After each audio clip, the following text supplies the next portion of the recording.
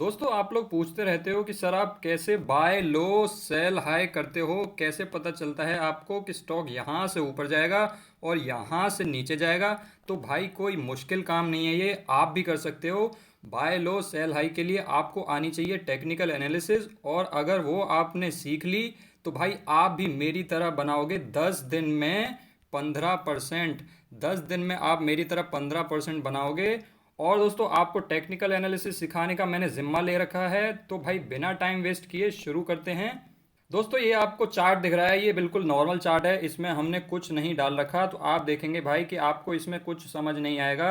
क्या यहाँ पे खरीदना चाहिए, यहाँ के बाद तो ये इतना सा जाके फिर से नीचे आ गया, क्या यहाँ पे खरीदना चाहिए, इसके बाद ये थोड़ा सा ऊपर जाके फिर से नीचे आ गया, या फिर भाई अगर आपने यहाँ खरीदा था और ये यहाँ पे रेड कैंडल बन गई तो क्या यहाँ पे हमें सेल कर देना चाहिए था। तो दोस्तों ऐसे नॉर्मल चार्ट में, प्लेन चार्ट में आपको कुछ समझ नहीं आएगा। आपको इसमें मिलाना पड़ेगा मसाला, आपको इसमें लगाने पड़ेंगे टेक्निकल टूल्स जो कि मैंने आपको ऑलरेडी सिखा रखे हैं। और उसमें ये बॉलिंजर बैंड की वीडियो बाकी रह गई थी और जो कि आज आप सीख ही जाएंगे।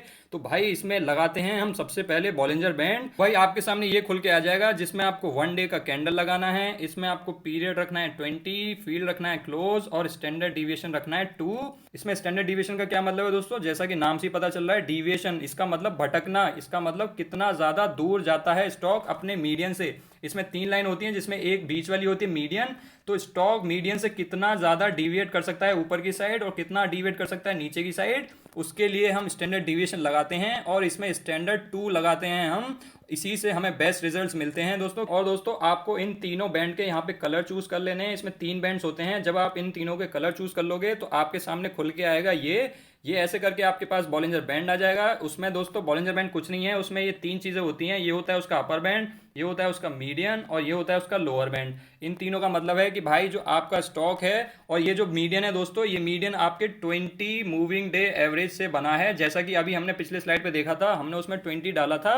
उस 20 का मतलब है कि ये जो मीडियन है ये 20 डेज का सिंपल मूविंग एवरेज है। और ये जो ऊपर वाली अपर बैंड और लोअर बैंड है ये उसके स्टैंडर्ड डिविएशन से निकले हैं। तो आप इसमें देखेंगे भाई कि जैसे ही आपने बॉलिंजर बैंड लगा दिया, अब आपको समझ आने लगा कि भाई कहाँ से स्टॉक ऊपर जाएगा, कहाँ से स्टॉक नीचे जाएगा, फिर से यहाँ से ऊपर जाएगा, फिर से यहाँ से नीचे जाएगा। लेकिन भाई इसका मतलब ये नहीं है कि आप कहीं पे भी बाय कर लोगे, यहाँ पे बाय कर दोगे, यहाँ पे सेल कर दोगे। इसका मतलब बाय सेल नहीं होता है दोस्तों। इसके लोअर बैंड पे बाय कर लो, अपर बैंड पे सेल कर दो, इसका मतलब ये नहीं होता है। आपको बहुत लोगों ने ये सिखाया होगा, लेकिन इसका मतलब ये नहीं होता है। इसका मतलब बस ये होता है कि ये इसकी रेंज है, लेकिन ऐसे अंधाधुंध बाइंग सेलिंग नहीं करनी है। मैंने आपको बता रखा है भाई कि कभी भी एक इंडिकेटर की मदद से चलोगे तो आपको होगा नुकसान, और जो कि मैं नहीं चाहता। मैं चाहता हूं कि भाई आप टेक्निकल एनालिसिस में बहुत अच्छे बनो, आप टेक्निकली साउंड बनो, जिससे कि भाई आपको कभी नुकसान ना हो। और उसके लिए आपको क्या करना है दोस्तों, उसके लिए आपको करना है भाई क्रॉस चेक। और क्रॉस चेक कैसे करेंगे, हम करेंगे क्रॉस चेक MACD और RSI की मदद से।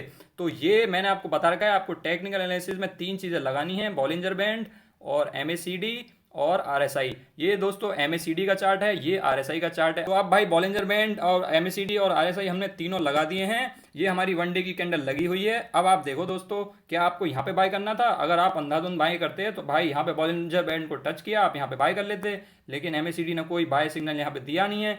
उसने कहाँ पे दिया है बाय सिग्नल, यहाँ पे बाय सिग्नल दिया है। तो आप यहाँ पे खरीदोगे और फिर आप यहाँ से यहाँ तक की राइड करोगे। लेकिन दोस्तों आपको सेल कब करना है भाई, सेल आप तब करोगे जब आपको सेल सिग्नल मिलेगा। ये नहीं है कि यहाँ पे अपर बैंड को टच किया और सेल कर दिया, सेल सिग्नल मिला है आपको यहाँ पे तो आप यहाँ पे सेल करोगे। और आप देखो भाई कितना पैसा बना है, ये है 1950 और ये है भाई 2200। तो ये आपको मिले हैं ऑलमोस्ट 15%, वो भी 10-20 दिनों में बने हैं आपके 15%। और देख लेते हैं भाई, आप और देखेंगे तो भाई आपको यहाँ पे दिख रहा है कि यहाँ पे भी टच कर रहा है लोअर बैंड को, यहाँ पे भी टच कर रहा है। तो कहाँ पे बाइंग करनी है भाई, बाइंग दोनों जगह नहीं करनी है, यहाँ पे करनी है।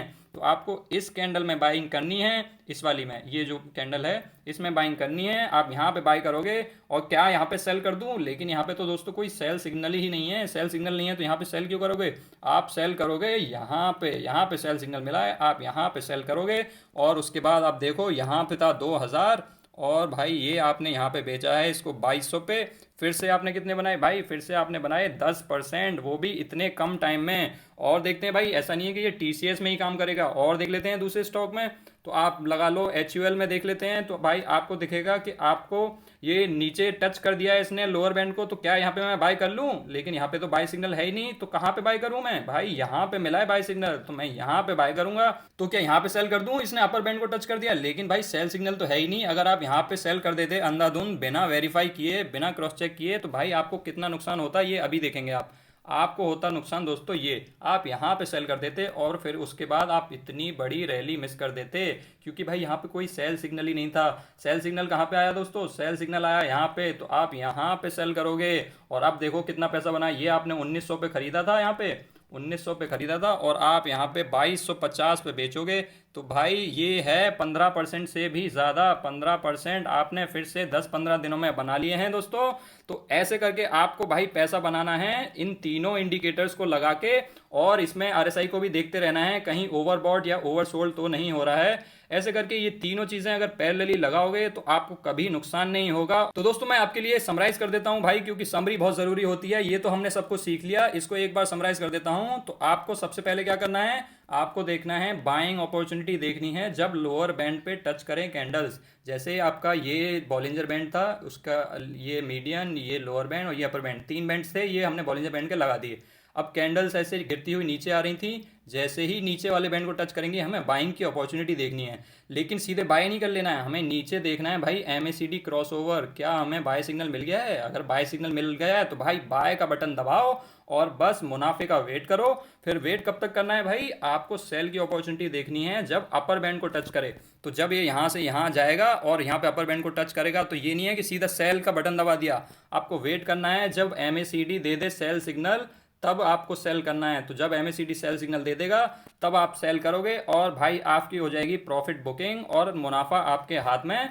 और दोस्तों सबसे इंपॉर्टेंट चीज़ है ये, कीप राइडिंग द ट्रेंड। जैसा कि मैंने अभी आपको एचयूएल में दिखाया था भाई, उसमें सीधे भाई अपर बैंड को टच करते ही सेल मत कर देना, बहुत बड़ा ट्रेंड मिस हो जाएगा। उसको आपको राइड करते रहना है। कब तक राइड करते रहना है भाई? वो कितना भी बॉलिंजर बैंड को टच करता रहे अपर बैंड को, आपको तब तक सेल नहीं करना है जब तक एमएसीडी सेल सिग्नल ना दे दे। तो भाई समरी का लास्ट पॉइंट है कि always cross check with MACD and RSI. ये मैंने आपको बता ही दिया है, एमएसीडी और आरएसआई से क्रॉस चेक करना है। एमएसीडी में क्रॉस ओवर देखना है, बाय और सेल सिग्नल देखना है, और आरएसआई में आपको देखना है कि स्ट्रेंथ कितनी है स्टॉक की, क्या वो ओवरबॉट है, क्या वो ओवरसोल्ड है। कि जो स्ट्रेंथ होती है 30 से 70 के बीच में, 70 के ऊपर तो भाई वो ओवरबॉट हो जाता है, 30 के नीचे वो ओवरसोल्ड होता है। तो ये तीनों चीज़ें आपको देखनी है, और जब आप इन तीनों चीज़ों को एक साथ लगाओगे तो भाई आपको आएगा मज़ा। तो आई होप दोस्तों आपको सारी चीज़ें क्लियर हो गई होंगी, सब कुछ समझ आ गया होगा। अगर भाई आपको अभी भी कोई डाउट रह गया है तो आप कमेंट सेक्शन में पूछ सकते हैं, मैं आपको पक्का रिप्लाई करूंगा। और दोस्तों अगर आपको वीडियो अच्छी लगी हो तो वीडियो को लाइक कर सकते हैं।